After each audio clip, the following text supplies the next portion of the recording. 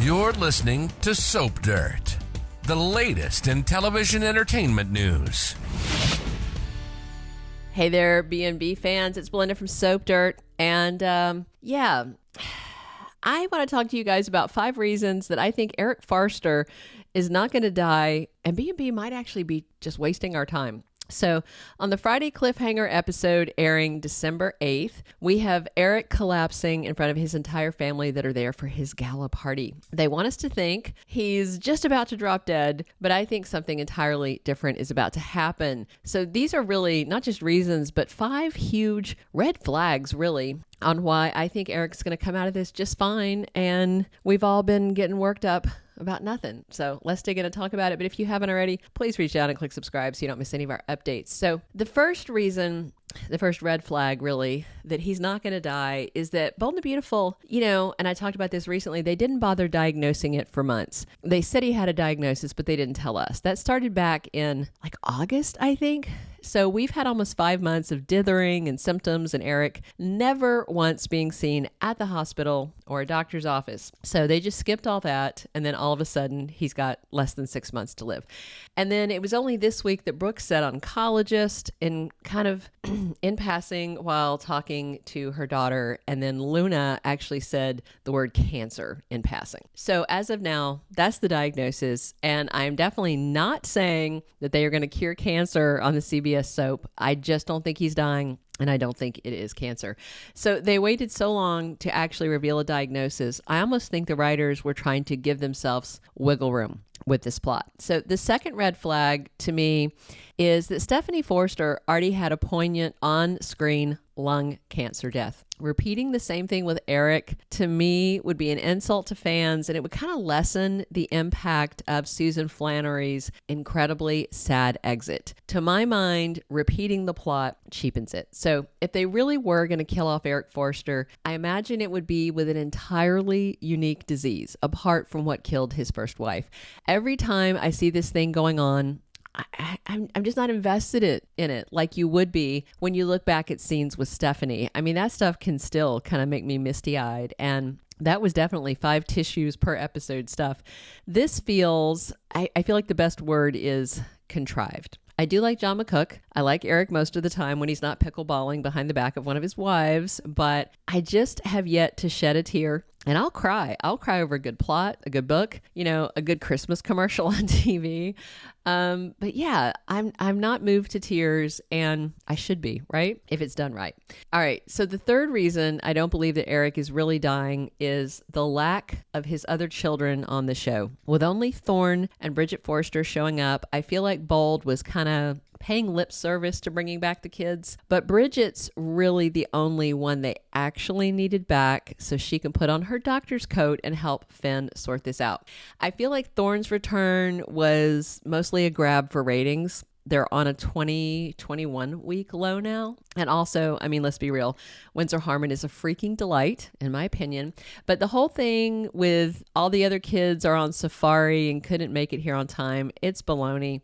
And aside from most of Eric's kids being MIA, where the heck was Taylor Hayes? We got Luna, but not Taylor. Krista Allen's contract was up for renewal in December, and they insisted months ago that she's not been released. But that was then, and this is now, and it's just past the time to renew her contract. So have they pushed Taylor to recurring or out altogether? I mean, she should be part of this, right? Because it's her ex-father-in-law and granddad to her children, and that's just all part of the sign. There's something fishy with this whole thing. All right. The fourth thing to talk about, another sign that Eric's not dying, is think about the mess we would be in if he did die. Bold and the Beautiful ratings would likely tank. Not because of John McCook's exit, but because what Brad Bell would do with Eric gone. Picture this. Eric dies. Ridge and Brooke remarry. They move into the mansion and they slap their portrait up over the fireplace. Then Brooke and Ridge start playing Forrester patriarch and matriarch, even though he's a Maroney and she was married to him and his dad both, and lots of other things.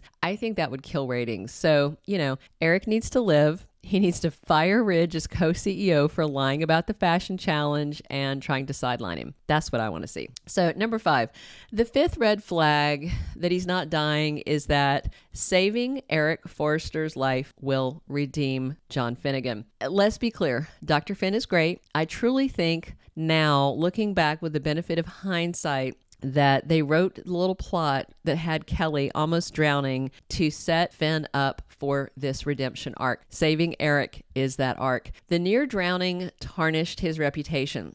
Everybody was angry at him over the incident. Think about all the people that chewed Finn out. And what's weird is Finn turning his back on his stepdaughter when they were at the beach was wildly out of character for him. He loves those kids. He takes good care of them.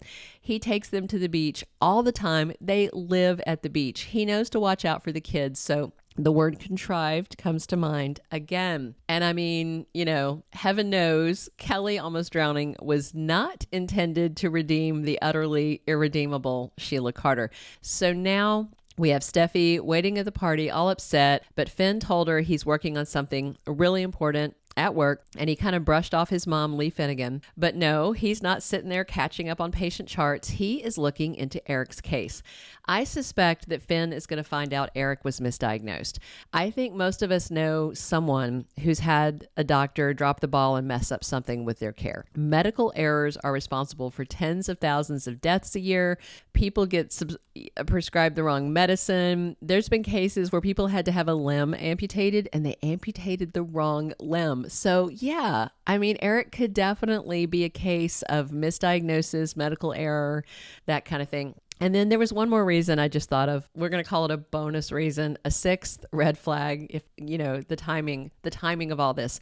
Ask yourself this: would Bold and the Beautiful writers ruin Christmas by killing Eric off at the holidays? I sincerely doubt it. And not only that, but just before Christmas, Finn and Bridget consult on a patient, say official spoilers, and guest star Suri Fields shows up as Dr. Martin that same day to consult with them. That happens on Wednesday, December 20th. With Christmas on Monday the 25th and no new episode airing that day, that basically gives them the 21st and 22nd to figure things out and get Eric treatment for whatever illness he really has. In other words, a Christmas miracle. I mean, call me Scrooge, because if this is what B&B thinks is a gift to us for the holidays, I'd like the receipt so I can get back the last few months of going through all this. So the episodes and spoilers are all doom and gloom, but I personally think Eric Forrester is not going to die.